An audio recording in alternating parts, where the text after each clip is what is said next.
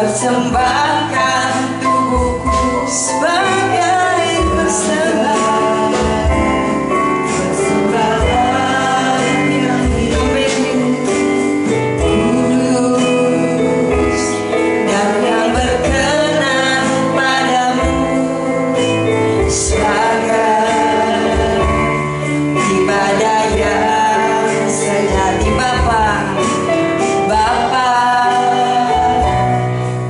Persembahkan tubuhku sebagai persembahan yang hidup, kudus dan yang berkenan padamu, sebagai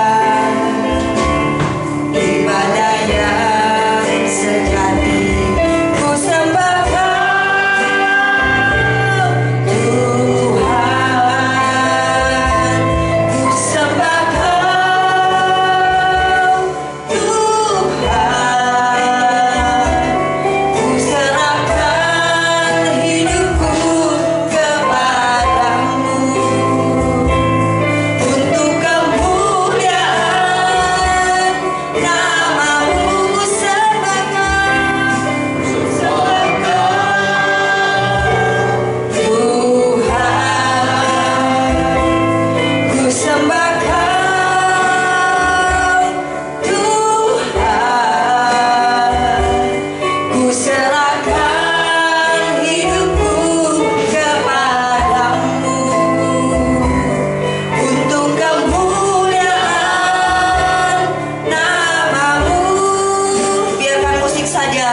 yang menyembah Tuhan. Mari setiap kita datang kepada Tuhan. Katakan, Tuhan, ku persembahkan tubuhku Tuhan sebagai persembahan yang hidup. Biarlah persembahan ini berkenan di hadapan-Mu sebagai ibadah kami yang sejati. Terima kasih Tuhan. Kami tahu Tuhan, Engkau menjaga setiap kami, tubuh, jiwa, roh kami Tuhan. Terima kasih Tuhan. Terima kasih Tuhan. Sungguh kami datang untuk menyembah-Mu.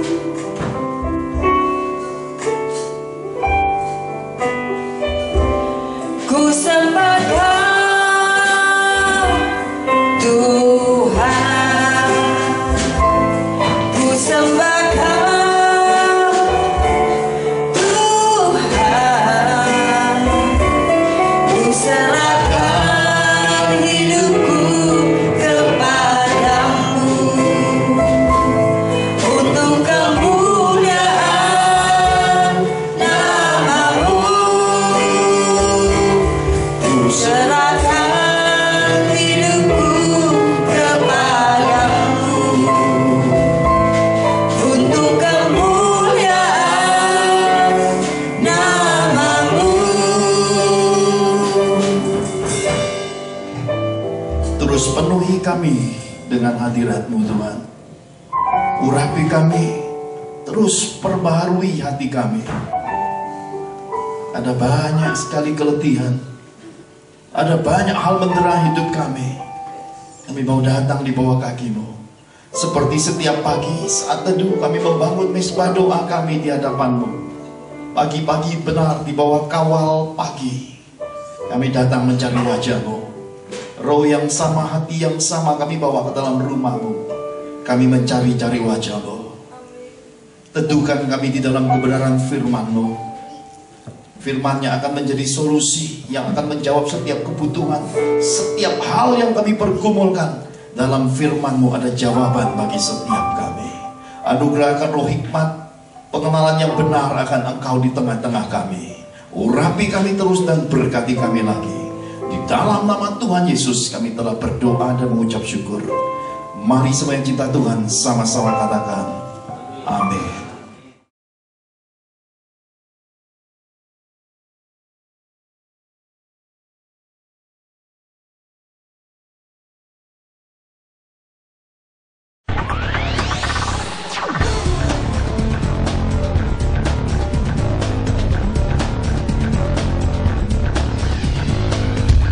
Shalom. Haleluya. Saudara terkasih, hari ini adalah sesuatu yang indah Tuhan akan adakan di tengah-tengah kita. Saya masih ingat beberapa minggu yang lalu saya pernah sampaikan tentang iman sebesar biji sesawi. Waktu itu juga saya sampaikan bahwa biji sesawi itu ada dua jenis. Kalau kita pergi ke Holy Land, kita pergi ke tempat-tempat yang biasa turis bawa pulang, maka biji sesawinya akan berwarna kuning. Seperti ini kira-kira ukuran besarnya, saudara. Nah, saya sampai tadi di depan pintu gereja, Pak Bambang memberi saya biji sesawi, saudara. Ini yang biasa dibawa pulang oleh orang-orang beriman yang ke tanah Holy Land, saudara. Berwarna kuning, biji sesawi. Besarnya seperti ini. Saya serahkan ke Bu Angel biar diedarkan ke jemaat, bisa melihat kira-kira besarnya seperti ini loh. Iman yang diminta Yesus, tapi ini dalam porsinya turis. Ya saudaranya, tolong ambilkan kacamata saya, karena saya juga mau tunjukkan sesuatu yang berbeda lagi, saudara. Karena saya pernah sampaikan ada satu lagi dikenal sebagai sinapis sigra, ya warnanya bukan kuning tetapi warnanya hitam. Dan Pak Bambang juga menyerahkan kepada saya, saudara. Ini kecil sekali, ukurannya lebih kecil dari yang warna kuning tadi. Ini yang sebenarnya yang diajarkan Tuhan Yesus sesuai kitab suci. Lalu saya bertanya sama Pak Bambang tadi, Pak, biji sesawi yang hitam ini dapat dari mana? Dari lokal, Pak. Loh, saya terkejut, kok bisa ada dari lokal? Ada, Pak, katanya. Wah, hebat ya. Jadi saya bertanya, saya penasaran, dari lokal ada biji sesawi sesuai kitab suci, warnanya hitam. Nah, kalau pakai kacamata lebih jelas, saudara, karena kecil sekali. Lalu saya bertanya sama Pak Bambang, lokal yang mana? Ada di saya, Pak. Di mana? Di rumah saya. Loh, emang Bapak tumbuhin? Bapak tanamin? Iya, waktu itu saya dapat ada akarnya, jadi saya tanam di rumah. Saya tanya, karena saya ingat kira-kira tingginya pohon biji sesawi ini 1,3 sampai 5 meter. Seberapa tinggi? Kira-kira ya sudah lebih dari setengah altar ini, saudara. Ya, cukup tinggi, setengah meter lebih. Di rumah Pak Bambang, dan bijinya sudah ada, saudara. Ya, jadi kalau saudara nanti mau lihat pohonnya, sana hubungi Pak Bambang sama Bu Susi. Ternyata penatua Father's Miracle nanamnya biji sesawi, saudara. Ya, ini ajaib sekali, saudara. Nah, ini besarnya, ukurannya lebih kecil dari yang warna kuning tadi. Yang warna kuning itu yang biasa dibawa pulang oleh turis-turis, saudara. Tapi yang hitam ini yang diajarkan Tuhan Yesus sesuai kitab suci. Ya, sinapis sigra namanya. Saya serahkan Bu Angel. Jadi nanti udah lihat yang kuning, lihat yang hitam, nanti dibandingkan, saudara. Ukurannya memang berbeda sekali, saudara ya. Haleluya. Karena itu hari ini kita mau belajar sama-sama satu tema yang cukup menarik, yaitu cara hidup orang beriman. Yang pertama, mari sama-sama kita melihat di dalam kitab Ibrani pasal 10 ayat 23 sampai 25. Ibrani 10 ayat 23 sampai 25. Demikian firman Tuhan. Marilah kita teguh berpegang pada pengakuan tentang pengharapan kita, sebab Ia yang menjanjikannya setia. Dan marilah kita saling memperhatikan, supaya kita saling mendorong dalam kasih dan dalam pekerjaan baik. Janganlah kita menjauhkan diri dari pertemuan-pertemuan ibadah kita seperti dibiasakan oleh beberapa orang, tetapi marilah kita saling menasihati dan semakin giat melakukannya menjelang hari Tuhan yang mendekat, saudara. Kitab suci berkata hari Tuhan semakin dekat. Hari-hari akhir sudah diambang pintu. Hari penghakiman Tuhan akan segera tiba. Seisi dunia akan selesai. Bumi akan digulung seperti gulungan kertas. Nanti akan ada bumi baru, saudara. Nah, yang pertama, kitab suci mengajarkan kepada kita cara hidup orang beriman adalah tergabung dalam sebuah komunitas rohani dan memiliki keluarga dalam Tuhan. Ini penting, saudara. Kenapa saya berkata penting? Karena ini perintah Tuhan. Jangan menjauhkan diri dari pertemuan-pertemuan ibadah. Ibadah seperti apa yang dikenal Tuhan adalah ibadah yang saling memberkati.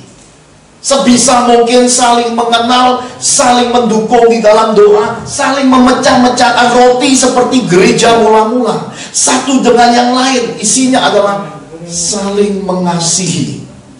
Saya ingin bagikan sesuatu yang menjadi jawaban hidup saya, saudara. Kenapa menjadi sebuah jawaban hidup? Karena saudara, dalam kehidupan ini ada hal-hal yang tidak disangka-sangka terjadi. Ada hal-hal yang terjadi di luar perkiraan kita, dan itu sangat mengejutkan. Ada hal-hal terjadi demikian dramatisnya, demikian tragisnya, demikian menyesakannya, dan itu pun di luar kesanggupan kita. Bahkan kadang-kadang belum ada pesan Tuhan di baliknya. Tetapi itulah hidup. Tuhan Yesus sudah pesankan agar kita berdoa dan berjaga-jaga, karena segala sesuatu bisa terjadi, saudara. Jadi kalau kita setiap hari bangun pagi saat teduh, membangun mezbah doa, itu adalah supaya roh kita kuat, supaya hidup kita ini siap menghadapi segala sesuatu. Apapun yang terjadi tidak akan membuat kita terkejut, karena roh kita kuat, kita siap sedia, iman kita tangguh, saudara. Kenapa? Karena kita selalu koneksinya karib dengan Tuhan. Nah, saudara, saya mau bagikan sesuatu yang pernah terjadi di dalam hidup saya, cukup mengejutkan, ya. Banyak di antara saudara sudah mampir ke rumah saya doa tutup tahun, bahkan sudah tidur di sana. Rumah itu mengalami sedikit perubahan. Kalau dulu semasa almarhumah istri saya masih hidup, kami hanya punya 2,5 lantai. Di era setelah beliau meninggal, kira-kira tahun ke-6, ya, tahun ke-6, mendekati tahun ke-6 kepergian istri saya ke sorga, saya membangun lagi 1 lantai menjadi 3,5 lantai, karena ada Bu Angel dan Bu Riji lagi, ya, Bu Angel dan Riji, saudara, ya. Jadi ada 1 lantai, dan juga ada tempat kosong ketika saudara datang di sana. Yang luar biasa, ternyata kalau kita lagi kumpul itu, tidur itu nggak penting lagi, ya saudara, ya. Semangat, sukacita, gelora itu yang besar. Apalagi bunyi petasan tutup tahun, tuar, saya cari mana orang yang hilang ke lantai 4, ya. Karena memang ada tempat di lantai 4, tempat biasa Bu Angel main jemuran di sana. Dan disitulah keluarga besar Father's Miracle menyaksikan pemandangan indah di tengah langit ibu kota. Bagaimanakah petasan yang sangat indah itu ada saat buka tahun yang terjadi kemarin. Nah, saudara, rumah itu ada sesuatu yang terjadi sebenarnya. Saya hidup tenang dengan istri di rumah itu kira-kira beberapa tahun lamanya sebelum Tuhan mendorong pintunya terbuka. Tenang, damai, penuh dengan suara burung, hidup yang indah dan enak. Dan setiap weekend, karena kerjaan saya cukup menyenangkan dengan posisi jabatan tinggi, dengan gaji cukup besar, fasilitas, dengan juga pekerjaan yang mengharuskan saya dalam setiap weekend berangkat. Salah satu kota yang sering saya kunjungi adalah kota Bandung. Kalau saudara pernah mendengar sebuah hotel yang bernama Papandayan Hotel sebelum direnov besar-besaran, itu adalah hotel keluarga buat saya, karena setiap weekend saya, istri dan 2 anak selalu menginap di situ. Kami suka dengan makanannya, anak-anak saya suka dengan yang namanya kolam renangnya. Kami menikmati di situ, saudara. Dan bukan hanya soal skala ketika tugas, tidak tugas pun setiap weekend saya habiskan di situ bersama istri dan anak-anak saya. Dengan demikian kita paham bahwa semasa saya aktif di dunia sekuler, kehidupan keuangan finansial saya cukup kuat, karena setiap minggu bisa ke hotel, saudara, ya. Dan dengan keadaan itu terus berjalan demikian menyenangkannya, kemudian Tuhan mendorong pintu rumah kami. Istri saya tidak setuju. Istri saya berkata saat itu, enggak, Pak, repot, ngurusin manusia itu enggak enak, ya.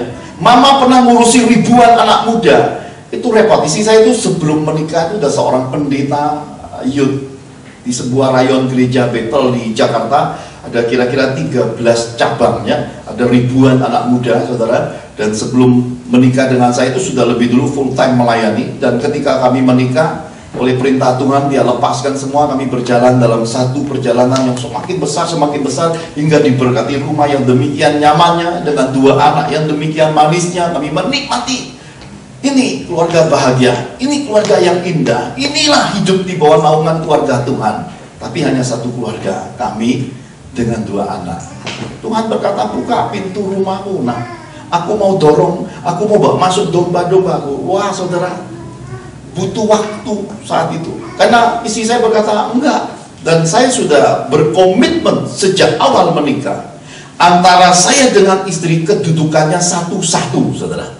Ya, kalau di dunia persepak bolaan itu namanya seri, sepadan, seimbang. Saya tidak lebih besar, saya tidak lebih kuat, dia tidak lebih hebat, dia tidak lebih kontrol. Kami saling mengisi, melengkapi. Jadi kalau ada satu perkara dalam kehidupan kami, ada salah satu tidak setuju, yang veto tidak setuju, maka perkara itu ditangguhkan.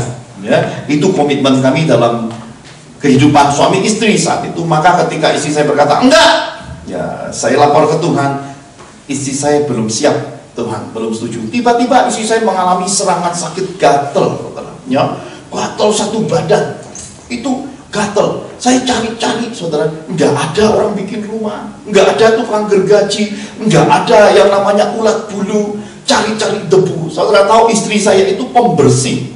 Rumah kami itu dipel sehari bisa 2-3 kali. Jadi pembantu di tempat saya telaten, luar biasa. Istri saya itu kalau bimbing pembantu itu betah, saudara ya. Pembantu terakhir yang meninggalkan rumah kami itu kira-kira nggak lama kerja, sekitar 8 tahun saja, saudara ya. Pulang itu nggak boleh kembali sama orang tuanya karena orang tuanya merasa udah cukup usia, nggak dibolehin pulang. Jadi saya berkata memang hidup ini anugerah, saudara.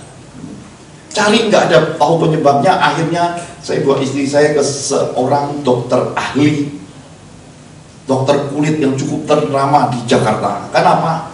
Karena didoai, ditumpang tangan, tidak mempan. Mau diusir-usir kayak apapun tidak mempan. Sudah dimandiin minyak pun tidak ada hasilnya, saudara.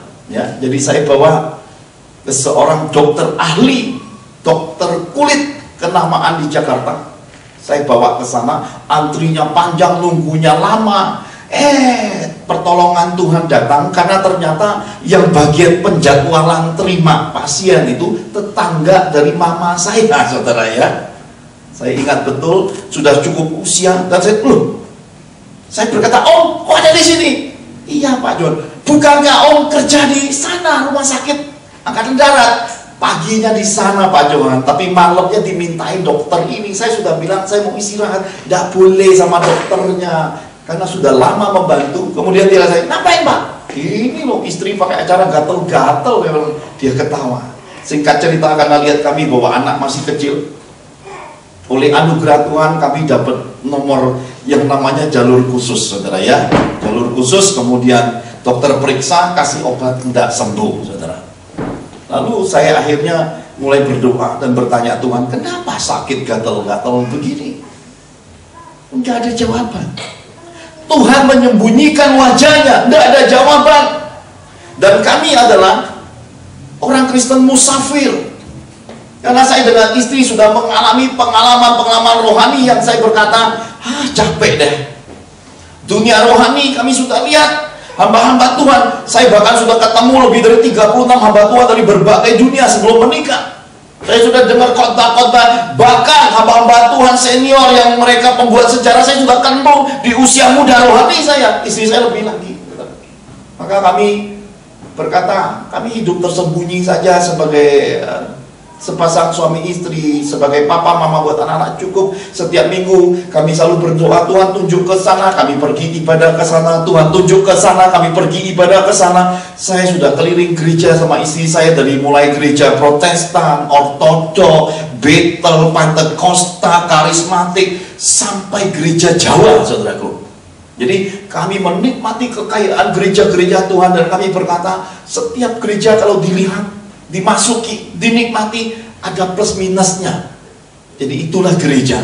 Kenapa kitab Wahyu Tuhan pesankan kepada Rasul Yohanes ada 7 gereja, gereja mula-mula? Karena di sana ada kurang, ada lebihnya masing-masing. Jadi kalau hari ini masih ada anak-anak Tuhan yang membandingkan hamba-hamba Tuhan, membandingkan gereja, mengkultuskan hamba-hamba, itu namanya orang kuper secara rohani. Ya, nggak ngerti luasnya hidup rohani, nggak ngerti luasnya dunia rohani. Kenapa? Karena selalu melihat segala sesuatu menurut ukuran kacamata kuda.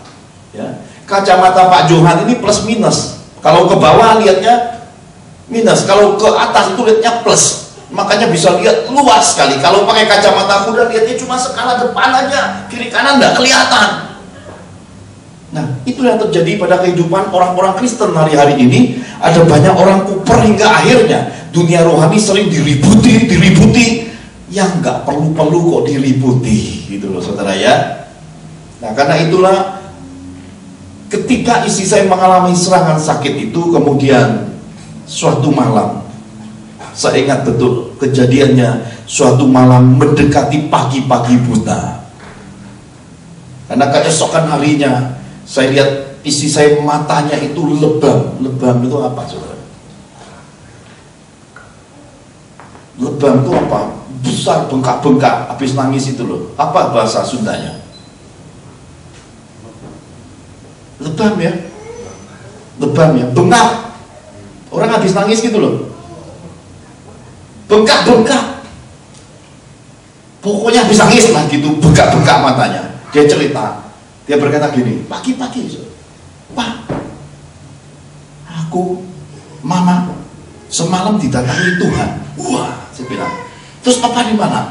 Papa tidur demikian lelapnya oleh Tuhan, katanya. Oh, puji Tuhan ya, saya bilang. Jadi saya nggak perlu ikut campur, karena tiap orang itu mesti urusan sama Tuhan pribadi. Tuhan tuh nggak KKN kok, saudara. Jangan sampai berpikir Tuhan KKN. Ada beberapa hal bisa dilakukan, ya. Tapi beberapa bagian pasti Tuhan maunya pribadi, saudara ya. Terus saya tanya, terus gimana?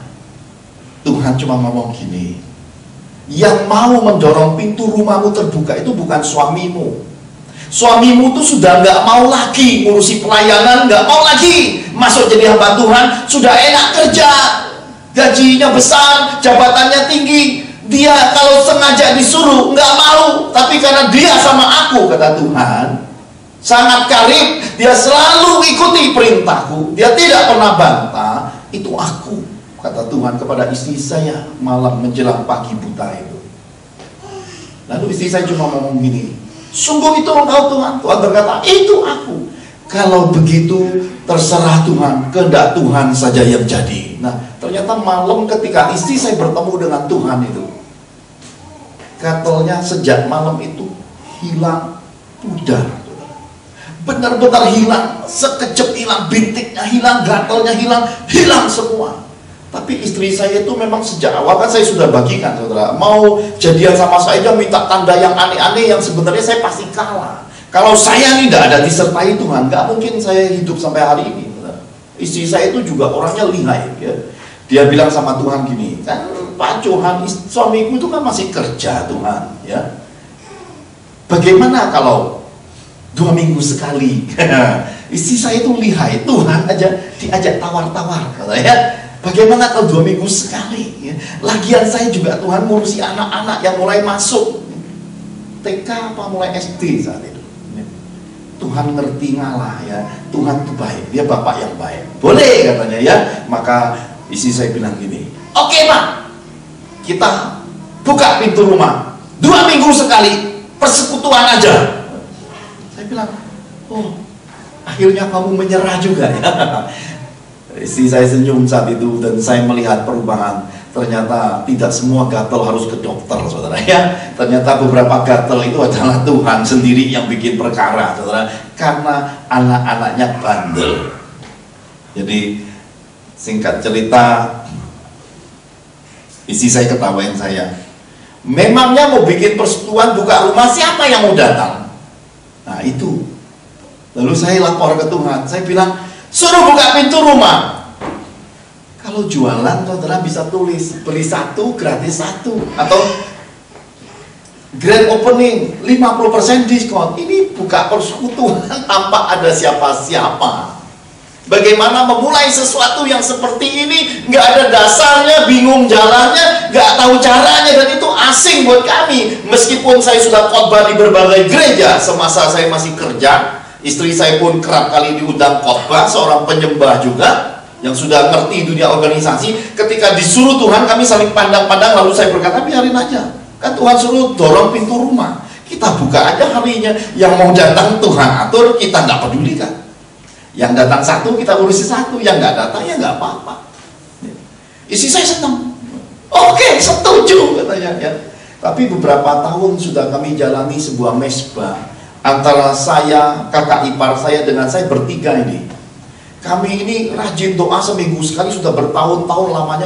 Ada banyak sekali pesan-pesan Tuhan terjadi selama kami berdoa. Mulai dari kehidupan ekonomi, Tuhan kasih tahu akan ada kenaikan ini, ada kenaikan itu, ada banjir datang. Kami mengalami banyak hal mukjizat. Dan ketika kami sampaikan akan buka pintu rumah oleh perintah Tuhan, kakak iparnya ketawa geli saat itu.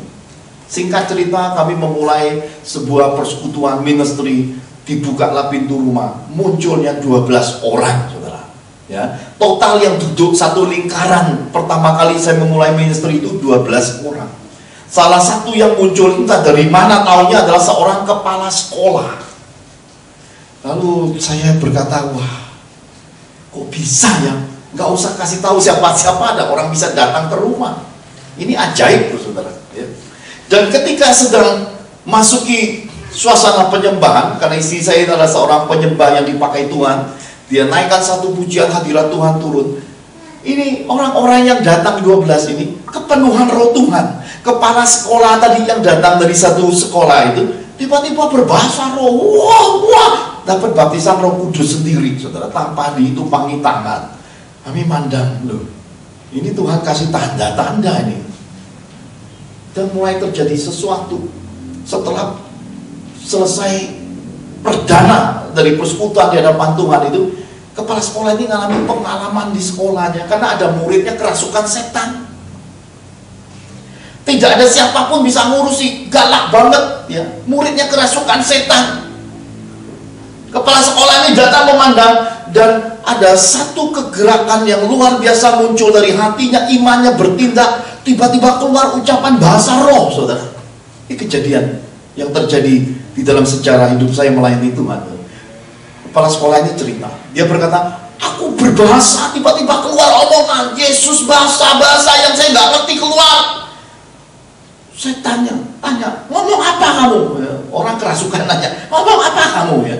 Setan nggak ngerti bahasa roh itu komfort.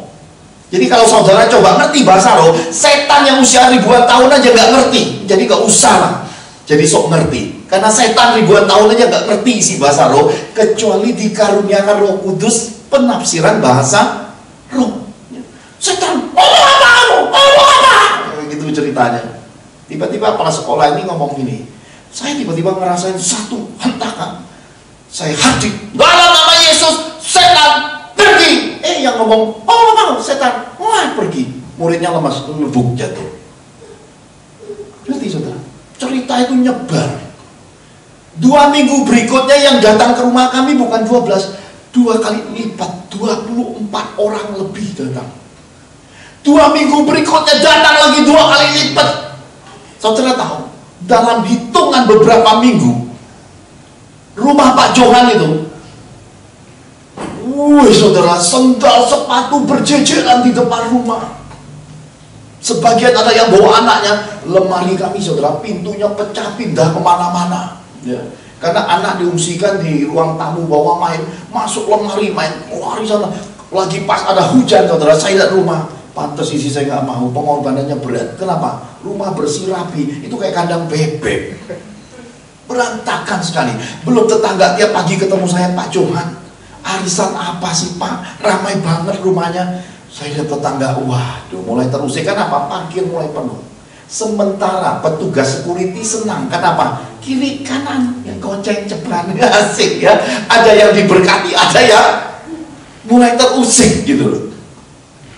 Saya datang ke security tanya, gimana? Saya ada acara gini. Apa Pak Johan? Lanjut, kalau perlu tiap minggu Pak, tiap hari enggak bawa. Ya enak mereka. Kenapa? Ada berkatnya. Sementara tetangga, Pak Johan orang kaya, bikin arisan ramai banget, rajin banget. Dan saudara, saya terusik saat itu. Saya benar-benar terusik. Saya bilang, waduh. Tiba-tiba ada sebuah pernyataan, waktumu di dunia sekuler sebenarnya sudah selesai. Dan saudara, saya ingat saat-saat itu, tidak mudah bagi saya untuk pamitan untuk full time. Butuh 8 kali. Salah satu akun saya itu adalah owner dari perusahaan, seorang pria dalam Tuhan yang saya hormati. 8 kali saya pamit baru dibolehkan, saudara. Jadi saya berkata di dalam hidup ini, kenapa kita mesti siap sedia dalam segala perkara bersama Tuhan? Karena kita ini hidupnya dalam pengaturan. Nah, akhirnya singkat cerita, memilih untuk menyewa sebuah ruangan di suatu gedung di Kelapa Gading. Gedung ini tidak terpakai satu ruangan. Saya nggak tahu, saudara. Kemudian tawar-menawar dikasih harga yang masih bisa dibayar. Dan seiring waktu kami pakai, wah terjadi lawatan. Di rumah saya saja, saudara. Karena terjadi lawatan Tuhan yang besar. Yang datang dari Medan, dari Belanda, dari Palembang, dari Lampung. Orang datang dari mana-mana bawa sakit penyakitnya, bawa perasaan. Ada yang datang dari Belanda dalam keadaan stres. Kenapa? Suaminya baru meninggal, belum lama meninggal, jadi stres, rambutnya au-aukan. Saya lihat, datang ibadah kayak sundel bolong, yang mukanya kucel, serem banget. Waktu saya tumpang tangan doakan, kelepasan. Malam itu didoain setengah jam muntah. Rumah ini isinya, saudara, kandang bebek itu kotoran. Tapi besok pagi orang-orang yang stres, yang tertekan hidup ini sembuh pulih ke salon-salon, seminggu kemudian pulang lagi ke Belanda. Jadi saya melihat hal-hal yang luar biasa. Tuhan membentuk keluarga Tuhan, komunitas lewat hidup saya, istri dan anak-anak saya. Kemudian Tuhan memberi kami sebuah album, Berlari Mendahului Hujan. Ini lagu saya dapat adalah ketika saya di sebuah tempat sedang memperbaiki kendaraan. Tiba-tiba saya dikelilingi suara musik roh. Saya merasa genderang-genderang, saya mendengar suara. Kemudian saya mendengar nyanyian malaikat. Saya catat kata-kata dari nyanyian alam roh itu jadinya Berlari Mendahului Hujan. Ternyata itu adalah urapan Nabi Elia ketika berlari melalui hujan, mendahului hujan, melebihi keretanya Ahab, saudara. Itu urapan ternyata. Kami mulai kegerakan pelayanan di berbagai kota untuk memulihkan banyak sekali orang sakit, untuk membawa kesegaran rohani, semangat baru bagi banyak gereja Tuhan. Kami jalani. Ternyata perjalanan usia ministry bersama istri itu hanya memakan waktu 3,5 tahun seperti masa-masa kitab suci, 3,5 masa. Tetapi ada hal yang menarik. Selama saya membentuk komunitas bersama istri itu, mimbar Tuhan ini paling ditakuti oleh banyak hamba Tuhan. Kalau saya lagi ngundang hamba Tuhan, saudara, bahkan terdengar sampai Malaysia, sampai terdengar di India. Di Indonesia itu ada satu gereja yang ditakuti banget. Karena apa? Hadiratnya sadis katanya. Dahsyat Tuhan hadir. Jadi ada banyak hamba Tuhan kalau kami undang datang itu doa puasa, rata-rata doa puasa. Diajak makan nggak mau, saya sampai bingung, saudara. Kenapa? Saya tanya, Pastor, nggak mau makan, fasting, Pastor. Saya nggak ngerti. Akhir-akhirnya mereka cerita, kami kalau mau khotbah ketemu Pak Johan itu ngeri sama Tuhan, karena merasa, wih, hadirat Tuhan tuh kayak nyata sekali. Ada seorang hamba Tuhan dari Amerika datang, saudara. Saya ingat betul kejadian. Dia harus ada lihat saat itu. Nggak siap apa-apa. Dia merasa gereja ini biasa. Dia buka. Nggak nyampe 10-15 menit. Khotbahnya berhenti. Tutup. Semua bagian dari pikirannya ditutup. Tuhan mau ngomong nggak bisa. Dia minta ampun. Dia bilang, saya nggak nyangka di Indonesia ada gereja sedahsyat ini. Dia berkata kemudian, aku minta waktu suatu hari. Aku akan lebih siap lagi untuk melayani. Langsung, saudara, selesai. Dan ada satu hamba Tuhan juga diundang satu kali. Dia batalin karena ada undangan di tempat lain dari satu instansi yang PK-nya besar, saudara, ya, beberapa digit. Diundang batal. Kedua kali diundang juga masih mau batal. Satu kali saya gantikan, 2 kali dia batal. Bagian penjadwal komplain saya sampaikan ke Tuhan dan terjadi sesuatu. Kenapa? Pesawat terbangnya, saudara, tidak mau dan tidak dibolehkan masuk ke kota itu. Lalu dia berkata, aku telepon jenderal pun nggak bisa. Kenapa? Karena Tuhan sudah bertindak, nggak bisa. Kemudian akhirnya dia balik, dia telepon ke staf kami, dia bilang gini, aku mau datang gereja Pak Johan. Saya mau tahu ada apa di sana. Sampai jadwal saya aja nggak bisa turun dan masuk ke kota itu. Ini cukup dipakai hamba Tuhan ini. Akhirnya dia datang, dia bilang, nggak apa-apa, aku jadi jemaat, aku cuma mau datang lihat. Kenapa? Bisa sedahsyat itu gerejanya. Datang, dan ketika datang saya bilang sama Tuhan, dia tetap hambamu. Meskipun ada kekeliruan, mungkin ada perhitungan karena masalah fulus.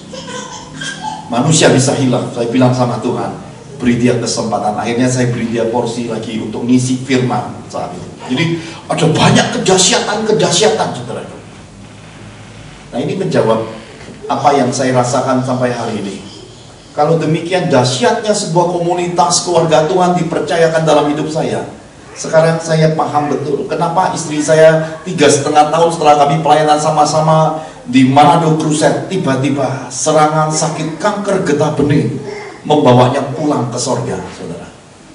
Penyakit sakit kanker getah bening ini sakitnya ngeri, saudara. Udah jutaan jarum akan menusuk ketika penyakit itu mendera sakit. Dan saya perlu tumpang tangan setiap saat sakit itu tiba. Maka sekitar 2,5 bulan bobot tubuh saya 23 kilo susut karena saya jagain istri tumpang tangan untuk melewati penyakit. Karena pengurapan yang bisa membuatnya melewati penyakit itu. Dan saudara bisa lihat sebuah pembuktian di altar yang sama di gereja ini di depan sini. Ibu Evi Situmorang yang sakit kanker getah bening, ternyata Tuhan pakai saya menyembuhkannya di kota Bandung. Hidup demikian dramatisnya. Seperti Tuhan Yesus di atas kayu salib dihakimi, apakah dia tidak sanggup tolong dirinya? Demikian juga Pak Johan dipakai di dalam pelayanan kesembuhan dan mukjizat, tidak bisa tolong istri sendiri karena itu isinya kedaulatan dan itu sudah keputusan Tuhan. Lalu saya bertanya, semua yang Tuhan taruh di dalam hidup saya ini sampai hari ini, kalau Tuhan izinkan setan menghancurkannya dan merusakkannya demikian hebatnya, berarti alangkah hebat dan berharganya yang dipercayakan Tuhan. Maka saya masih lihat itu setiap kali anak-anak berkumpul, ada Rehwel, ada Sarah, ada Lici, Bu Angel, kumpul aja doa, itu rasanya lain pelayanan, saudara. Jadi saya tahu persis masih ada sesuatu yang amat dahsyat Tuhan percayakan di dalam Father's Miracle ini. Memang belum mencapai puncaknya karena memang masih dalam proses lagi. Karena mimpi saya di kota Manado saat itu adalah pembongkaran 300 pekerja yang di dalam mimpi itu membongkar sebuah bangunan yang sudah demikian besar, karena akan membangun yang lebih megah. Saya berkata tidak kuat, harus dibongkar, maka digali, dibongkar ulang. Jadi pelayanan di dalam hidup saya, komunitas keluarga Tuhan itu adalah suatu proses yang mengalami pembongkaran dari Tuhan. Kapan akan siap dan selesainya? Saya tidak tahu. Sampai hari ini mimpi itu saya belum dapat lanjutan sejauh mana pembangunannya. Karena banyak pesan Tuhan di masa-masa lalu, tapi satu hal yang saya percaya, karena saya sudah mendengar langsung sampai ke India tentang pelayanan Rasul Thomas yang demikian dahsyatnya. Ada banyak hal saya lihat, bahkan saya lihat kuburan Rasul Thomas. Saya melihat jejak kakinya, saya melihat jarinya yang diputuskan saat dia diserang. Saya berkata, tidak mudah, saudara, untuk benar-benar menjadi komunitas dan keluarga dalam Tuhan yang sekina, saudara. Itu betul-betul harus dari Tuhan sendiri.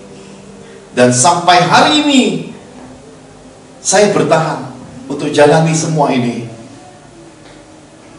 Mungkin adalah anugerah terbesar dalam catatan sejarah hidup saya, bahwa dengan kehadiran seberapa orang pun di dalam hidup ini, kalian yang terbaik dari Tuhan. Kenapa saya berkata kalian yang terbaik? Karena saat saya membimbing generasi pertama dulu, orang-orang yang militan, orang-orang yang bersedia tidur di bawah peti jenazah, orang-orang yang pergi nggak pernah hitungan tidur misi di bawah lantai pun, ternyata segala kesalehan, segala kerohanian, ada satu kata yang terpenting di baliknya adalah setia. Kalau manusia Kristen nggak punya setia, pintu sorga tidak terbuka bagi dia.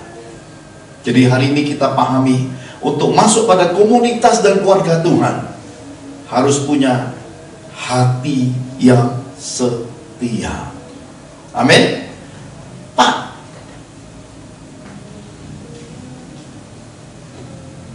kalau nanti di Father's Miracle nggak ada makanan lagi, nggak ada orang yang datang, Pak, ini gereja apa restoran sebenarnya? Ya, ini gereja apa panti jompo, panti sosial? Kalau ini gereja, nggak usah pusingin urusan makan. Amin. 2 langkah keluar dari pintu gerbang gereja, banyak warung. Jangan buat dirimu susah, ya, dan jangan bikin Tuhan susah hati. Apalagi Pak Johan jadi kepikiran, nggak baik. Amin. Mulai sekarang kita perkuat manusia roh, manusia daging kita kalahin dulu, karena udah bertahun-tahun kita makan. Mungkin ini waktunya kita sedikit puasa soal daging. Kita perbesar manusia roh, karena mungkin ini udah waktunya transformasi masa-masa yang sudah terjadi dalam hidup saya untuk masuki satu dimensi yang lebih besar. Karena di mana-mana hari ini orang mengejar pelayanan Father's Miracle. Di Messenger, di WA, di Facebook, di telepon, di SMS, orang ingin ketemu Pak Johan karena mereka berkata, kami sakit, kami tidak penyakit, setan mendera hidup kami mengalami penyakit dan kutuk, kami minta tolong, kami minta dilayani. Saya pelayanan kemana-mana dikejar banyak umat Tuhan dari beragam kepercayaan. Tadi saya sharing ke Bu Susi dan Pak Bambang. Udah waktunya rasanya. Dan saya melihat orang-orang yang datang itu adalah orang-orang yang memang ingin lihat Tuhan. Tadi pun ada yang datang dan berkata, Pak Johan kemana? Di Jakarta ada persekutuan di mana gereja, pergi pelayanan kemana? Kasih tahu saya Bu, saya mau ikut Pak Johan kemanapun. Ada satu gelombang tarikan komunitas Father's Miracle ini.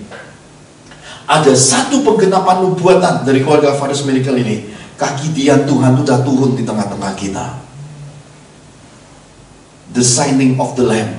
Nyerit ya? Cahaya dari lampu Tuhan itu loh.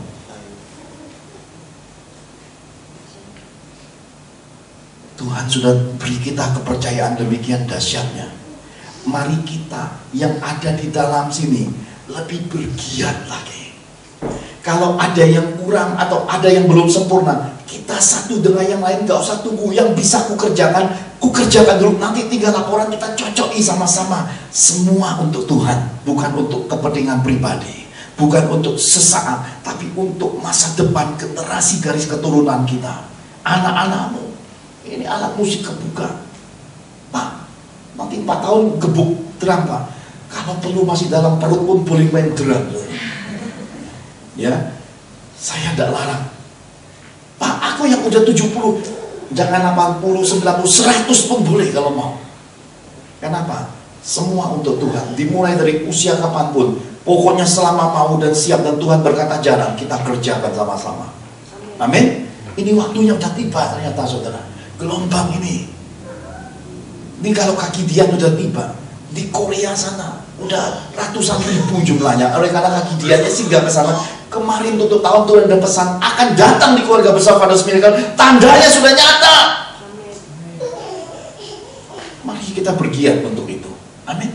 Jangan lagi kita ngurusi hal-hal yang daging-daging, yang rutin-rutin. Kita mulai masuki dimensi roh. Perbanyak doa, perbanyak tindakan kasih, perbanyak untuk berita kabar baik, saudara. Mari kita lakukan pada titik itu. Karena ini merupakan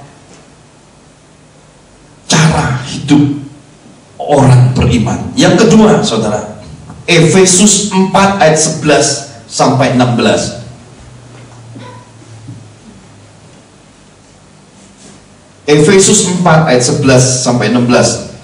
Dan ialah yang memberikan baik rasul-rasul maupun nabi-nabi, baik pemberita-pemberita Injil maupun gembala-gembala dan pengajar-pengajar, untuk memperlengkapi orang-orang kudus bagi pekerjaan pelayanan, bagi pembangunan tubuh Kristus, sampai kita semua telah mencapai kesatuan iman dan pengetahuan yang benar tentang anak Allah, kedewasaan penuh dan tingkat pertumbuhan yang sesuai dengan kepenuhan Kristus, sehingga kita bukan lagi anak-anak yang diombang-ambingkan oleh rupa-rupa angin pengajaran, oleh permainan palsu manusia dalam kelicikan mereka yang menyesatkan, tetapi dengan teguh berpegang kepada kebenaran di dalam kasih kita, bertumbuh di dalam segala hal ke arah Dia, Kristus, yang adalah kepala. Daripadanya seluruh tubuh yang rapi tersusun dan diikat menjadi satu oleh pelayanan semua bagiannya sesuai dengan kadar pekerjaan tiap-tiap anggota, menerima pertumbuhannya dan membangun dirinya di dalam kasih. Yang kedua, cara hidup orang beriman. Membangun kekristenan baik gereja maupun pribadi itu menuju kasih Yesus. Jadi kalau kita ini bertumbuh imannya, bertumbuh kehidupan rohaninya, pengenalan akan Tuhannya, kita, keluarga kita, anak-anak kita tidak menuju kasih Yesus, itu ada yang salah. Semua kita mesti arah ke sana. Tetapi yang terjadi di dalam kehidupan nyata sehari-hari, ada banyak orang Kristen menjadi demikian rohaninya, tapi mereka kehilangan kasih. Ada banyak orang duduk di tempat terhormat di rumah-rumah rohani, tetapi mereka nggak punya kasih kepada keluarganya. Mereka nggak hormat, nggak bakti pada orang tuanya. Oleh karena mereka merasa demikian rohaninya. Itu ada yang salah. Itu ada yang keliru. Itu tidak pada tempatnya, saudara ya. Jadi saya percaya hari ini kita bisa melihat satu gambaran. Tuhan ingin kita berbalik lagi. Karena Tuhan yang memberi jawatan. Karena Tuhan yang memulai segala sesuatu, Dia Alfa. Biarkan Roh yang memproses hidup kita. Jangan lawan arus dengan kekuatan manusia. Berat. Belajarlah mengalir di aliran Roh, saudara. Kalau saudara mau belajar di dalam aliran Roh, belajarlah seperti seekor burung Raja Wali. Dia kalau waktu terbang, dia bentangi sayapnya. Dia nggak malu, dia nggak tanggung, dia nggak ragu. Nggak ada burung Raja Wali itu lihat-lihat sayap atau lihat kaki, bingung-bingung, nggak ada. Semuanya dengan kepercayaan, dengan iman. Begitu dia lepasin kakinya, hinggapannya, dia bentangkan selebar-lebar sayapnya. Ya kan? Ku kan terbang. Bukan. Tidak batasi. Makanya saya selalu bilang, kalau sama kelompok para pemuji penyembah, kalau nyanyi, jangan nyanyi itu kayak lagunya orang SD. Aku anak sehat, tubuhku kuat, karena setiap hari minumnya ASI. Suaranya kecil. Tapi kalau muji nyembah, saya selalu berkata, saya selalu encourage, seperti mapet. Itu bahasa Inggrisnya mupet. Ya, boneka mupet itu loh, mapet gitu. Ya. Ku kan terbang, keluarkan, buka mulutnya lebar-lebar, suaranya keluarin. Jangan hanya marah, suaranya besar. Nyanyi, suaranya kecil. Ku kan terbang. Makanya kadang-kadang kita kalau lagi rekaman, suaranya nggak kedengeran. Ya. Di belakangku sampai storing udah naik tinggi, tetap nggak ada suara. Karena suaranya, ku kan terbang. Mau terbang kemana? Ya. Nyanyi, buka suara kayak lagi teriak kerbau masuk rumah. Ku kan terbang! Gitu loh ya, karena semangat. Mesti mencapai tahap itu, saudara. Bu Angel juga dulu gitu. Kalau saya nggak latih, nggak cambuk, nggak akan ada suaranya. Nyanyi. Ku tak membawa. Memang nggak bisa nyanyi gitu, bawa apapun nggak bisa. Ya. Keluarkan menuju arah kasih Yesus. Kalau perhatikan apa yang terjadi pada pohon, saudara mau paksakan dia lari kemanapun, saudara ikat, bahkan saudara matikan dengan kawat, dia tetap akan bertumbuh lari lagi ke cahaya. Itu kodrati namanya. Yang di dalam diri keluarga besar Father's Miracle, yang ada di dalam diri banyak orang Kristen, kodratinya itu belum keluar. Itu perlu kita keluarkan mulai hari ini. Amin. Tuhan tidak cari orang hebat. Tuhan cari orang mau. Tuhan tidak cari orang yang perfeksionis. Tuhan cari orang yang mau dibentuk. Amin, saudaraku. Tuhan gak mau mimbar ini isinya pamer cantik dan ganteng. Tuhan mau mimbar ini isinya orang yang karib dengan dia. Nah itu saya dorong, mari kita terus mencapai penyempurnaan dari pimpinan Roh. Karena ada bahaya-bahaya yang terjadi ketika kita tidak bertumbuh menuju kasih Yesus. Akan terjadi beberapa hal di akhir zaman. Saya bagikan dua hal saja. Ini bahayanya, saudara perhatikan baik-baik. Di Hakim-Hakim 17 ayat 5 dan 6, Mika ini mempunyai kuil, dibuatnya lah efod dan terafim, ditabiskannya salah seorang anaknya laki-laki yang menjadi imamnya. Pada zaman itu tidak ada raja di antara orang Israel. Sama-sama, setiap orang berbuat apa yang benar menurut pandangannya sendiri. Ini bahaya. Di akhir zaman hal ini akan terjadi lagi. Ada banyak orang buat imam-imam. Ada banyak orang berambisi karena melihat dorongan daya tarik. Wah, jadi hamba Tuhan tuh bisa kaya raya. Wah, buat gereja itu jadi sebuah bisnis ladang untuk cari uang. Mereka lupa.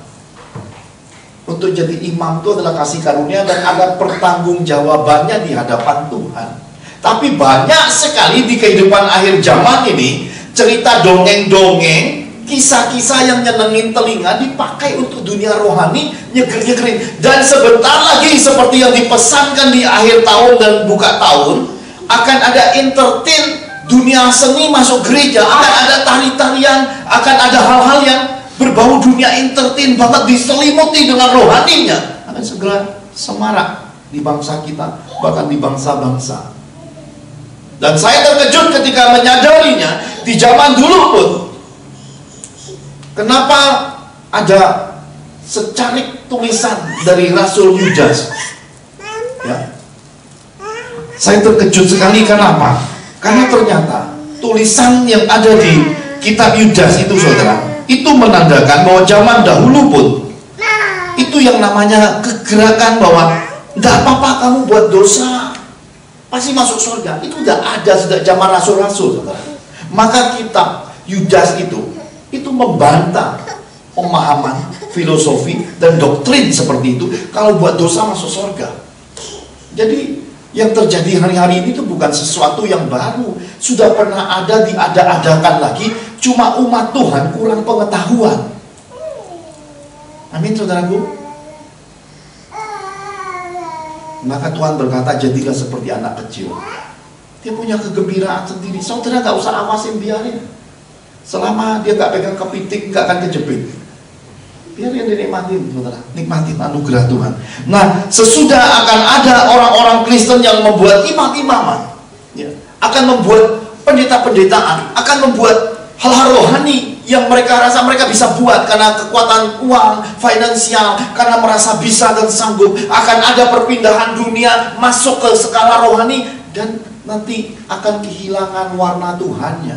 Kenapa? Karena tanpa sadar akan terjadi pergeseran, di mana jawatan itu akan hilang, karunia-karunia itu tidak nampak, akan cuma nampak itu kata-kata semua rohani, tapi isi prakteknya tidak ada. Itu yang akan terjadi. Maka saudara akan menemukan satu sistem nanti masuk di dalam gereja itu adalah suatu percampuran yang dari dunia terorganisasi sekali, profesional sekali, canggih-canggih sekali, dan di dalamnya mereka akan membuat sebuah perputaran sistem. Mereka akan jadikan itu seperti perusahaan, itu akan menjadi suatu perdagangan rohani, dan itu akan terjadi lagi bukan hanya zaman hakim-hakim, akan terjadi di akhir zaman ini. Nah, yang kedua, 2 Timotius 3 ayat 1 dan 5. Saya bagikan ayat-ayat ini karena penting untuk mendasari kekristenan kita, cara hidup orang beriman. 2 Timotius 3 ayat 1 sampai 5.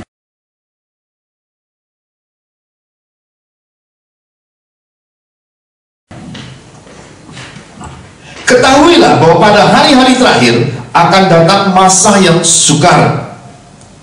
Lihat tanda-tandanya. Manusia akan mencintai dirinya sendiri. Ada orang mencintai diri sendiri. Ini berarti apa? Manusia egois.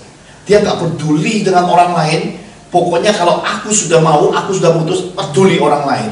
Dia rusak tatanan.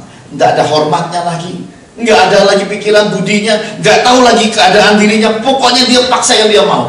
Manusia egois dan menjadi hamba uang. Lihat, cinta uang akan segala kejahatan. Ini ciri khas banget. Mereka akan membuat dan menyombongkan diri. Lihat, saudara akan lihat hal-hal begini. Nanti akan jadi ajang ketika roh Tuhan undur. Altar rohani ini akan jadi ajang rohani yang wah. Saya pernah dengar cerita, Bu Angel cerita, ada satu grup rohani di mana para hamba-hamba, orang-orang yang sudah naik altar itu berantem, saudara ya. Wah, apa yang dikejar? Kenal aja enggak, ketemu aja belum pernah, sudah perang-perang doktrin, perang-perang kebenaran ribut. Ya, ujung-ujungnya enggak jauh dari urusan-urusan yang namanya pujian manusia, saudara ya. Kemudian dikatakan lagi di baliknya, mereka akan menjadi pemfitnah. Nah, ini ciri khasnya, saudara. Mereka akan berontak terhadap orang tua. Nah, ini kita lihat sekarang ini generasi milenial. Orang tua dianggap nggak sejajar sama mereka. Orang tua dianggap kuno, ketinggalan zaman. Mereka menganggap bahwa perbedaan generasi ini untuk menjadikan alasan mereka menghina orang tua, mereka nggak hormat orang tua. Itu yang namanya roh antikris sedang merasuki generasi muda tanpa mereka sadar. Sebenarnya mereka sedang terdorong masuk menuju neraka, saudara. Ya, milenial boleh, hatinya tetap hati Tuhan, saudara. Ya. Mau seperti apapun teknologi, modernisasi, sains, kemajuan zaman, tetap hatinya harus hati yang dari Tuhan, saudara. Itu kuncinya, saudara. Dan tidak tahu berterima kasih, tidak memperdulikan agama, tidak tahu mengasihi, tidak mau berdamai, suka menjelekkan orang. Nah, ini rohnya, saudara. Tidak dapat mengekang diri, garang, tidak suka yang baik, suka mengkhianat, tidak berpikir panjang, berlagak tahu, lebih menuruti hawa nafsu daripada menuruti Allah. Secara lahiriah, nah lihat, secara lahiriah artinya badannya itu ada di rumah Tuhan. Hati-hati, saudara, ya. Jadi Tuhan pesan ke kita, hati-hati. Kalau tidak bertumbuh pada kasih Yesus, akan terjadi hal-hal yang seperti ini. Orang-orang Kristen cuma badannya doang masuk dalam rumah Tuhan, pikirannya, hatinya, perbuatannya masuk dunia, saudara, ya. Mereka menjalankan ibadah mereka, tetapi pada hakikatnya mereka memungkiri kekuatannya. Jauhilah mereka itu. Karena gereja ketika roh Tuhan undur, mukjizat hilang. Ketika kasih karunia tidak ada, kelimpahan lenyap. Ketika orang tidak lagi mengalami kasih Tuhan, yang ada adalah rekayasa rohani, semangat-semangat, ya, hanya gegap gempitanya dunia rohani. Yang terjadi adalah dosa jalan terus. Meskipun badannya masuk ke dunia rohani, perbuatannya, dagingnya jalan terus di luar sana. Maka yang terjadi adalah hal-hal yang kalau saudara baca ayat-ayat berikutnya, ada sekelompok orang cabul masuk berzina di dalam komunitas rohani. Nah, ini Tuhan benci banget, saudara, ya. Jadi Tuhan pesankan kepada kita, cara hidup orang beriman adalah bertumbuh, baik gereja maupun pribadi maupun keluarga, ke arah kasih Yesus. Karena kasih Yesus itu sempurna, tidak cemburu, dia tidak melakukan yang tidak sopan, dia benar-benar tertib, dia benar-benar mengajarkan tatanan berkeluarga, cara hidup ningratnya manusia Kristus. Dia mengajarkan kita rendah hati. Itu adalah anak-anak Tuhan yang terpuji.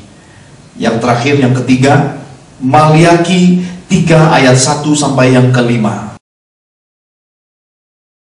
Ini yang terakhir. Lihat, aku menyuruh utusanku supaya ia mempersiapkan jalan di hadapanku dengan mendadak. Dengan apa? Mendadak, suddenly. Tuhan yang kamu cari itu akan masuk ke baitnya. Malaikat perjanjian yang kamu kehendaki itu sesungguhnya ia datang, firman Tuhan semesta alam. Siapakah yang dapat tahan akan hari kedatangannya? Dan siapakah yang dapat berdiri apabila ia menampakkan diri? Sebab ia seperti api, tukang pemurni logam, dan seperti sabun, tukang pengampu. Ayat 3. Ia akan duduk seperti orang yang memurnikan dan mentahirkan perak, dan ia mentahirkan orang Lewi, menyucikan mereka seperti emas dan seperti perak, supaya mereka menjadi orang-orang yang mempersembahkan korban yang benar kepada Tuhan. Nah, saudara, waktu saya baca ayat ini, saya terkejut, saudara. Ternyata ini nubuatan, saudara. Saya waktu baca ini, saya renungin semalam-malam, saya baca lagi, saya renungin, saya terkejut. Tuhan lewat Roh Kudusnya pesankan kepada saya, ini nubuatan.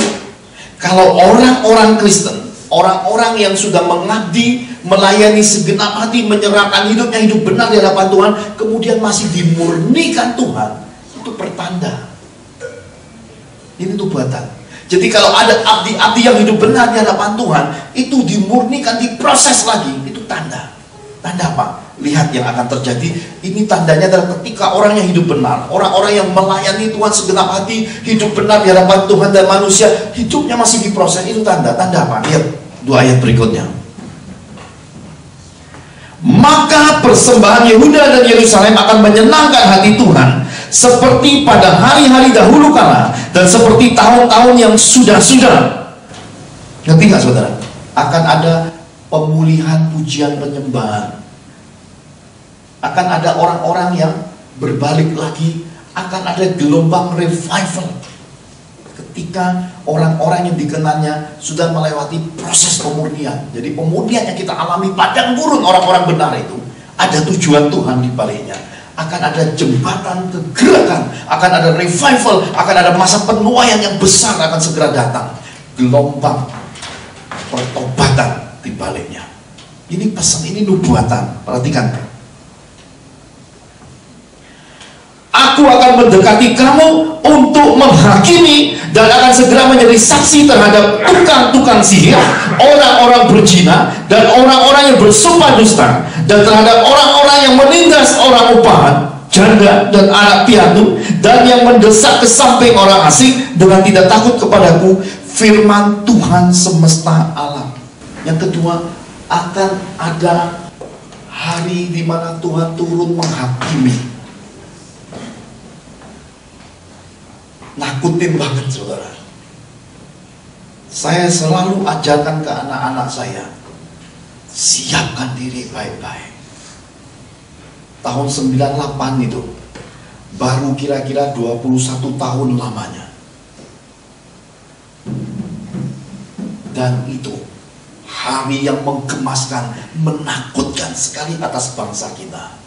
Dan ini bukannya terjadi skalanya untuk bangsa kita, di berbagai bangsa pun terjadi. Kalau hari itu tiba, duit gak bisa tolong orang. Kalau hari itu tiba, di mana-mana bangkai berceceran, hukum tidak berlaku lagi. Yang terjadi adalah siapa yang berpihak, siapa yang dikenal Tuhan, siapa yang hidupnya ada Tuhan di baliknya, di situ mukjizat menaungi hidup mereka. Saat itu barang ratusan ribu, barang ratusan juta, nilainya diusut tinggal 5-10% dan orang menjualnya dalam ketakutan. Saat itu orang yang miskin dadakan kaya, yang kaya dadakan miskin, bangkrut. Hari itu menakutkan sekali. Saya pesan, ajarkan ke anak-anak saya ingatkan kepada umat Tuhan, kalau sudah ada tanda-tanda orang benar dimurnikan, diproses, menjelang hari mereka selesai, akan ada revival lawatan, dan sesudah itu akan ada hari penghakiman Tuhan yang menakutkan. Ini pesan yang saya terima semalam-malaman, saudara. Ya. Jadi yang ketiga, cara hidup orang beriman adalah hidup berpadanan imannya di dalam firman Tuhan. Jadi iman kita ini mesti selaras dengan firman. Saudara jangan berpikir hari yang menakutkan itu anak-anak selamat. Enggak saudara, anak-anak pun dibantai. Kaum wanita pun lebih mengerikan ngalaminya. Tuhan Yesus sudah pernah pesan juga, jangan sampai waktu musim dingin, lebih ngeri lagi. Jadi mari kita hari ini memperbaiki hidup kita dengan cara mulai lagi membangun mesbah pagi. Kita perbaiki. Memang gak mudah buat daging, saudara. Ya. Ada banyak orang yang lemah bangun sakit kepala, itu karena dagingmu udah terlalu lama tidur. Bangun, capek, buka mata, jawab, ya aku mau Tuhan. Cuma sebatas jawaban WA. Habis itu aku tidur lagi ya. Itu membohongi diri sendiri. Ada yang main siasat bangun doa, enggak, lebih awal lah, aku lebih awal. Sebenarnya bukan mau doa lebih awal, enggak bisa tidur. Supaya tidurnya panjang, mulai dari awal habis itu kirim. Itu pun salah, Tuhan lebih tahu. Jawaban tetap sesudah morning call saat teduh ya. Kamu mau doa jam 00.01 nggak masalah, jawaban tetap sesuai dengan bunyi belnya roh ya. Saat teduh itu mesti dijawab. Kenapa? Karena Tuhan mengajarkan kita irama. Kalau saya boleh ingatkan, kalau saya boleh nasihatkan, bangunnya serempak aja. Memang jam 4-6 itu waktu roh, itu waktunya Tuhan. Di situ yang terbaik untuk berdoa. Ya, saudara masih bisa merasakan langit yang gelap, perlahan-lahan nanti akan terang dan mulai terdengar kokok ayam. Ya, dan perlahan-lahan sesudah kokok ayam sudah mulai mendengar suara-suara burung, itu tandanya sudah terang dan jam 6. Itu ada masanya. Dan saya adalah seorang hamba yang melihat semua perubahan cuaca itu bertahun-tahun, mulai melayani istri sakit, melayani bunda sakit, melayani banyak umat Tuhan. Saya sering melihat malam-malam saya tidak tidur, melihat pergantian malam. Bukan hanya di bumi Indonesia, saya sudah keliling dunia melihat langit yang sama dengan beda bangsa. Ternyata Tuhan punya kekayaan ketika kita doa pagi, ya. Lebih sungguh lagi. Maka hari ini, saudara, Bu Angel memulai sesuatu yang baik dengan para penatua dan pilar. Kita mulai puasakan daging, tidak makan, pulang ibadah semangat mau makan enak cari sendiri, ya. Tapi makanan rohani disajikan di Father's Miracle setiap pagi. Amin. Dengan jalan begini kita makin bergelora dengan Tuhan, kita makin semangat. Pak, kapan kita makan lagi? Sampai waktunya Tuhan tiba. Amin. Jangan gereja dijadikan sebagai panti sosial, apalagi tempat bagi sembako, saudara ya. Gereja tetaplah tempat untuk memuji, menyembah, untuk mencari wajah Tuhan, untuk ketemu muka sama Tuhan. Amin.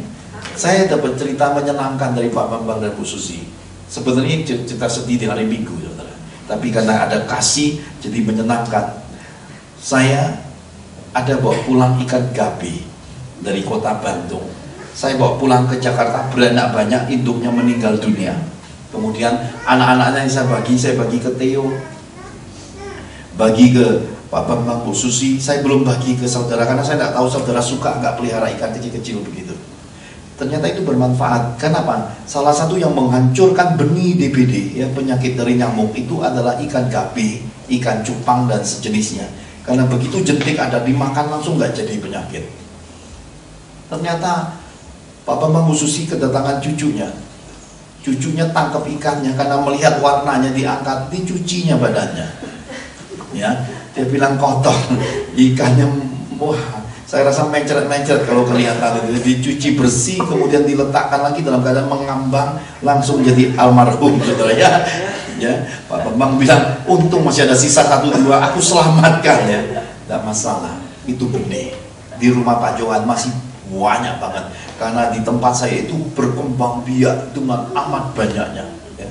Jangan khawatir, di sorga juga Tuhan punya lebih banyak lagi berkat-berkat buat kita. Kalau kemarin ada orang curi, ada orang bohongi kita, tipu kita, nggak masalah, anggap lagi dicuci, tinggal minta lagi sama Bapak, lebih banyak lagi Dia akan kirim ke kita. Ya. Jadi hari ini Tuhan pesankan cara hidup orang benar, jangan sampai susah hati, ya. Jangan sampai susah tidur. Kantong boleh kering, tapi hati tetap basah. Ya. Nanti saudara, jangan sampai kantong dan kering, hati juga kering, tenggorokan kering, penyakitan. Nggak baik semua itu. Ya. Kantong kering nggak masalah, yang penting jangan bolong. Ya. Nanti kalau diisi Tuhan jatuh semua. Ya. Kantong tetap dijagai karena ini adalah bencana. Hati dijagai tetap basah karena tempat bertumbuhnya firman. Kalau firman bertumbuh berbuah, kita diubahkan jadi baru, kantongnya bermekaran. Ya, tadi kami lewat di perapatan lampu merah Pasir Koja. Di situ saya lihat menjual. Pria jadi perkasa. Ya, besar ini, besar itu. Saya lihat besar semua yang dijual, gak ada yang dikecilin. Ya, membuat suami bahagia, istri bahagia. Ya. Lalu saya bilang, terus kamu turun, tolong ke sana tanya, oh mau pesen, ada nggak obat yang membuat kantong bertambah tebal? Akhirnya Nus bilang, ya nggak mungkin ada lah om. Belum tanya sudah jawab sendiri ya. Jadi saudara ngerti, dalam hidup ini hanya Tuhan yang bisa menjawab hidup kita. Ya, dunia menawarkan segala sesuatu ada resikonya. Jadi saudara, ketika kita diberi obat penguat, jantung kita lagi dipaksa tanpa sadar mati di tempat tidur dalam keadaan bernafsu, nggak masuk surga. Ngerti saudara? Belum waktunya mati gara-gara dipacu jantungnya, matinya nggak masuk, nggak masuk surga. Jadi jangan anak-anak Tuhan makan obat-obat begituan. Ya. Lalu makan apa Pak Johan? Makan bubur aja, sehat, kuat, tambah telur 3 biji. Ya, yang kuningnya jangan dimakan, kolesterol. Nangkep ya saudara ya, pesan ini ya. Jangan anak Tuhan aneh-aneh ya saudara ya. Karena orang aneh-aneh itu tidak masuk surga. Sehat itu bukan dipicu oleh yang namanya iklan. kuat itu bukan karena terhipnotis dengan yang namanya penyemangat, apalagi janji palsu. Semua itu kasih karunia adanya. Saya bisa jalani bertahun-tahun Jakarta, Bandung. Mungkin kalau disambung saya ini perjalanan sudah nyampe surga, saudara. Ya, berjam-jam, berkilo-kilo jauhnya. Mungkin disambung saya udah sampai pintu surga kali, saudara ya. Bertahun-tahun. Saya rasa nggak banyak hamba Tuhan kayak saya hari ini jalanin pelayanan seperti ini. Tapi karena kasih karunia, saya masih menikmati semuanya. Amin. Karena itu saya ingin menguatkan saudara yang hidup di kota ini. Mari lebih semangat. Mari siapkan lebih lagi. 5 tahun, 7 tahun ke depan saudara akan lihat Pak Johan beda. Kenapa? Anak-anak saya sudah jadi generasi muda yang sudah eksis di dunia karir, saudara. Mereka sekarang akan menyelesaikan tahap SMU, SMA-nya. Sebentar lagi kuliah, habis 4-5 tahun mereka sudah jadi orang hebat. Saudara lihat, oh Pak Johan berubah. Pasti akan berubah. Tapi saya tetap berkata, selama ada Tuhan, selama saya hidup, saya akan capai roh seperti Joshua, seperti Kaleb, seperti Musa, seperti Daud, seperti Yesus. Kenapa? Makin tua makin gagah, makin tua makin diberkati dan lampunya nyala. Ya, kenapa? Karena saya mau menggenapi kitab suci, hidup dan minta-minta sama anak-anak dan mantu. Kenapa? Karena Tuhan akan pelihara hidup saya sampai mata tutup nanti. Saya bilang sama mereka, nanti kalian akan melihat yang ada pada papa, yang pada om kalian ini adalah yang gak akan habis dibagi-bagi. Kenapa? Karena Tuhan yang hebat. Jadi harus capai seperti itu. Oleh karena itu, ketika Tuhan proses kita hari ini, jangan cengeng, ya, jangan dikit-dikit ngedumel, jangan berpikir-pikiran untuk ukur-ukur, ngitung-ngitung, banding-banding, kemudian mulai kita membuat yang namanya penghematan. Ya. Tuhan gak pernah ngajar kita hemat. Tuhan ngajar kita berhikmat.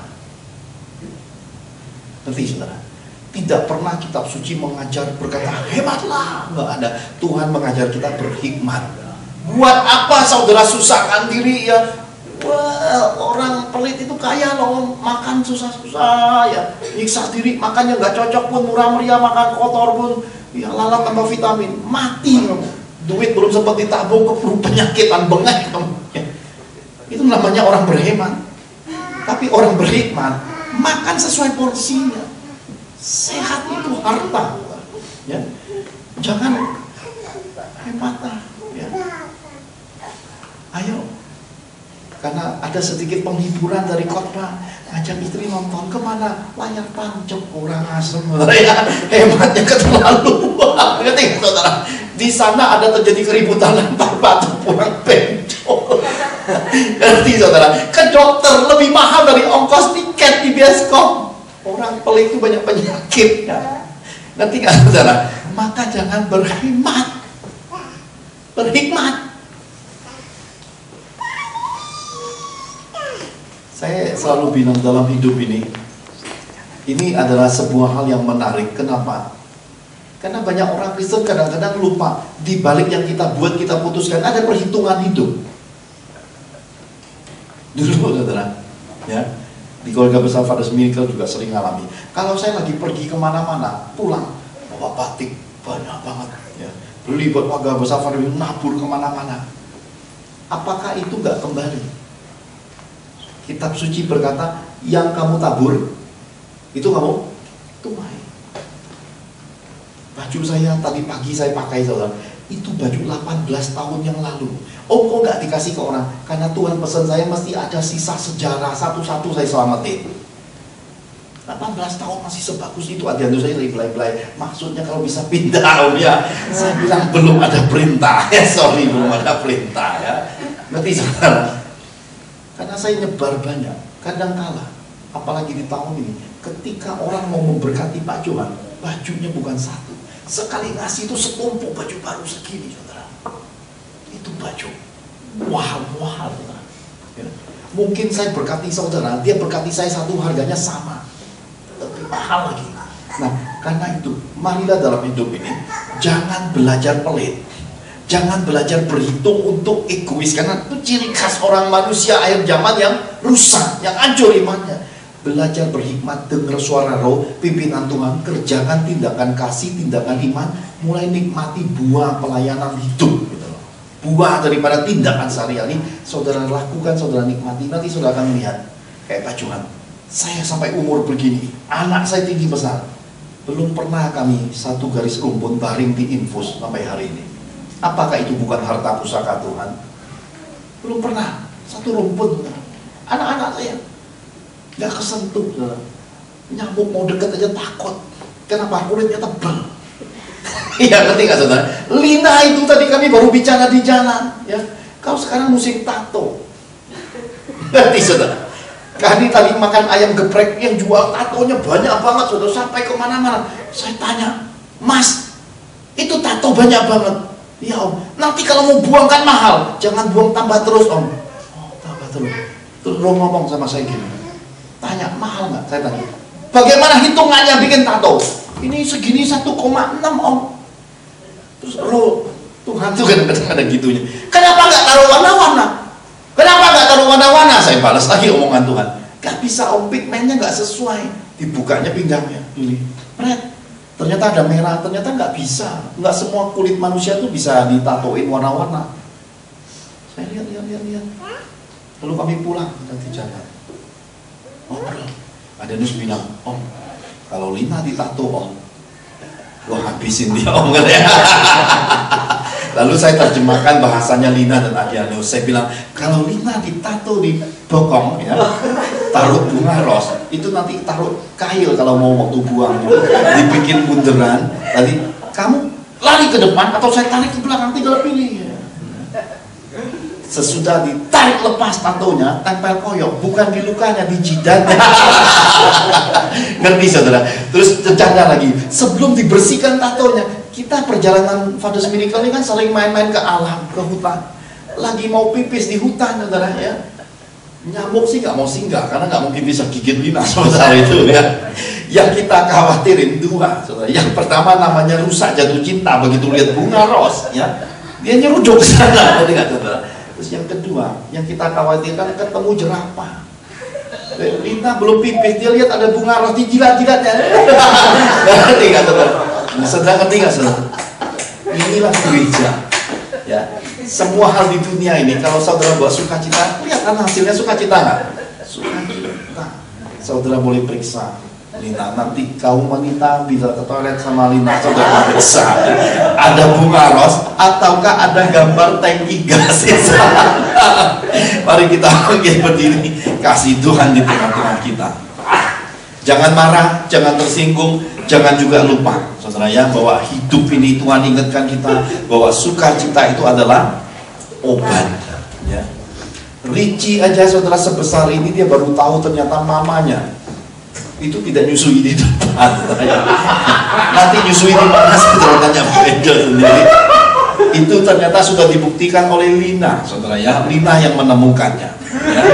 Karena Rehwell anak saya bilang, lo kok besar banget, ya, kenapa pindah di belakang? Ternyata Bu Angel dulu ada sejarah-sejarah yang indah. Maka lihat, Richie tercipta jadi seorang blogger muda yang ternama, ya. Jadi orang jenius. Ada sejarahnya. Jadi Leo, Sonia nanti masih tahu hal-hal begini, ya. Inilah candaan komunitas keluarga Tuhan. Semuanya menikmati kebaikan, kemurahan. Mari kita angkat tangan kita di hadapan Tuhan.